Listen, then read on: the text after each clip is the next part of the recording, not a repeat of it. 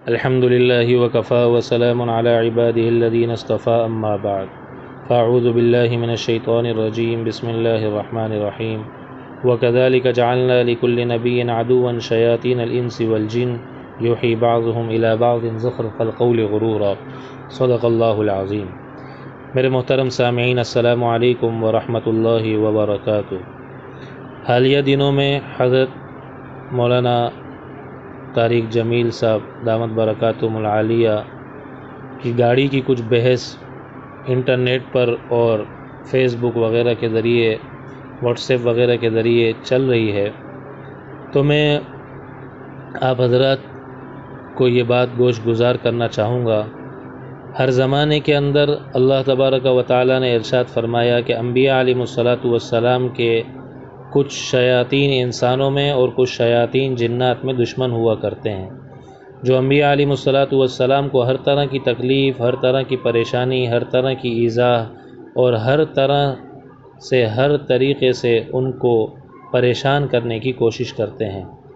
تو انبیاء علیہم الصلاۃ والسلام کا جو لوگ کام کرتے ہیں ان کے ساتھ بھی یہی معاملہ،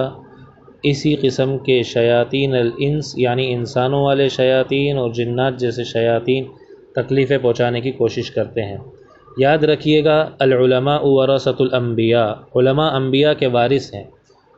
اور انبیاء علیہم الصلاۃ والسلام کی میراث کے اندر علماء کو، دین کا کام کرنے والوں کو، تبلیغ کرنے والوں کو، خانقاہ چلانے والوں کو تکلیفیں اور پریشانیاں یہ بھی ملتی ہیں۔ یا تو دین کا کام نہ کریں، یا پھر یہ ہے کہ اپنے آپ کو ہر طرح کی قربانی دینے کے لیے تیار ہو جائیں۔ جو جتنا زیادہ دین کا کام کرے گا اتنا زیادہ اس کے مخالفین اتنے بڑے پیمانے پر اس کو تکلیف اور اس کو پریشانی اور اس کو فتنے میں اور آزمائش میں مبتلا کرنے کی کوشش کریں گے۔ ہر طرف سے اس کے لیے راستے بند کرنے کی کوشش کریں گے، اس کی کردار کشی کریں گے۔ اس میں بہت سارے لوگ وہ ہیں جو بظاہر دین کا لبادہ اوڑھے ہوئے ہیں، چہرے پہ داڑھی ہے، سر پہ عمامہ ہیں، اور ممبر و محراب پر بیٹھتے ہیں اور لوگوں کو نصیحتیں کرتے ہیں، لیکن خود ان نصیحتوں سے بالکل بہرے ہوتے ہیں۔ لوگوں کے لیے نصیحتیں بیان کرتے رہتے ہیں، لیکن اپنے کانوں میں ان کو وہ نصیحتیں نہیں سنائی دیتی اور ان کے دل پر وہ نصیحتیں اثر نہیں کر رہی ہوتی۔ اس لیے ایسے لوگ جو لوگوں کو تو نصیحت کرتے ہیں لیکن خود غیبتیں کرتے ہیں، خود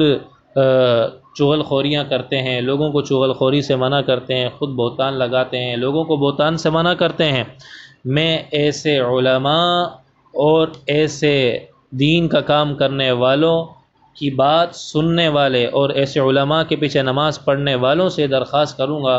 کہ آپ ان سے ذرا پوچھیں تو صحیح کہ حضرت آپ ابھی تھوڑی دیر پہلے ممبر پر تو یہ بات فرما رہے تھے، مصلی پر تو یہ نصیحت فرما رہے تھے، اور آپ کی نجی معاملات کے اندر، نجی مجلس میں، نشست کے اندر زبان کے اوپر یہ باتیں ہیں۔ آپ ایسے دین کا کام کر رہے ہیں اور آپ کی زبان کے زہر سے اور آپ کے زبان کے الفاظ سے دوسروں کی عزت، دوسروں کی کردار کشی اور دوسروں کی جو ہے وہ کیا نام ہے غیبت کی جا رہی ہے۔ کتنی عجیب بات ہے، اور میں چاہتا ہوں کہ آپ لوگ ذرا آنکھیں کھولیں اور ہوشیار ہو جائیں ایسے لوگوں سے۔ اور حضرت مولانا طارق جمیل صاحب جیسے جو لوگ ہیں جو دین کا کام کر رہے ہیں، جن کے لیے لوگ پریشانی پیدا کرنے کی کوشش کر رہے ہیں، حضرت مولانا طارق جمیل صاحب بھی، ان لوگوں کو پریشان ہونے کی ضرورت نہیں ہے۔ یہ دین کا کام کریں اور آگے بڑھتے رہیں، اپنے کام میں لگے رہیں۔ یہ شیطان کا مقصد یہ ہے، چاہے وہ انسانوں میں ہو چاہے جنات میں ہو، کہ آپ دین کا کام نہ کر سکیں، آپ کے لیے دین کے کام کے راستے بند کر دیے جائیں۔ وَمِن شَرِّ حَاسِدٍ إِذَا حَسَدَ، حسد کرنے والے حسد کرتے رہیں گے۔ ہم اور آپ صرف اس بات کے مکلف ہیں کہ اللہ سے حسد کرنے والوں کے حسد کے شر سے حفاظت مانگنے کی کوشش کریں، بس اس سے زیادہ اور کچھ بھی نہیں کر سکتے۔ ہمارے والد صاحب رحمۃ اللہ علیہ حضرت مولانا زکریا صاحب فرمایا کرتے تھے کہ بیٹا، اللہ قرآن میں یہ نہیں فرما رہا اپنے نبی سے کہ آپ اس انداز سے مانگے کہ اللہ حسد کرنے والا ہی کوئی حاسد ہی نہ رہے، بلکہ یوں فرما رہے ہیں کہ حسد کرنے والوں اور حاسدین کے حسد کے شر سے اللہ تعالیٰ آپ کو محفوظ رکھے۔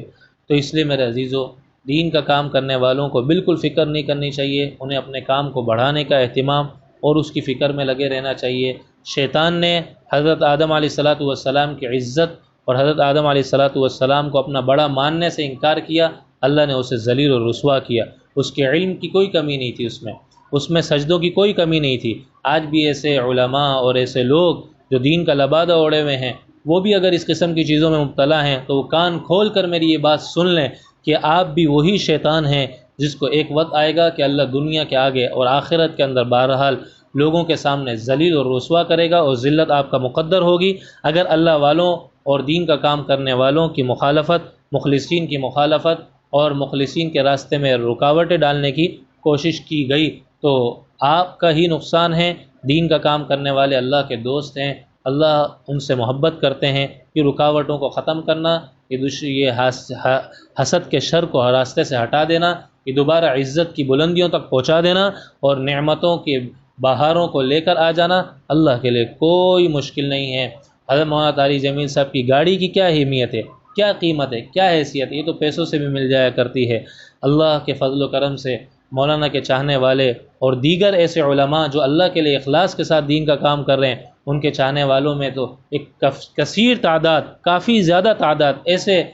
لوگوں کی بھی ہے جو وہ نعمتیں جو پیسوں سے نہیں ملتی، جیسے اولاد کی نعمت ہے، اپنی جان کی نعمت ہے، وہ مولانا کے ارشاد پر قربان کرنے کے لیے، اشارے پر اس کو جان نثار کرنے کے لیے بھی تیار ہیں۔ تو اس لیے ایسے فضول لوگوں کے پاس بیٹھ کر اپنے وقت کو ضائع نہ کریں جو اس قسم کی باتیں کرتے ہیں، بلکہ دین کے کام میں امر بالمعروف اور نہی عن المنکر کی فکر میں ہم سب کو لگے رہنے کی کوشش کرنی چاہیے۔ اور ایسے لوگ جو لوگوں کو امر بالمعروف کا درس دیتے ہیں اور خود امر بالمنکر کر رہے ہیں، لوگوں کو نہی عن المنکر کا درس دے رہے ہیں اور خود نہی عن المعروف کر رہے ہیں، تو ایسے لوگوں کو پہچانیے اور ان سے دور رہنے کی کوشش کریے اور ان سے اپنے آپ کو اور اپنی نسلوں کو بچانے کا اہتمام کریں۔ اللہ بھائی ہم سب کو کہنے سننے سے زیادہ عمل والا، دوسروں تک پہنچانے والا، اور ہم سب کو حاسدوں کے حسد سے اور ان کے شرور سے اور ان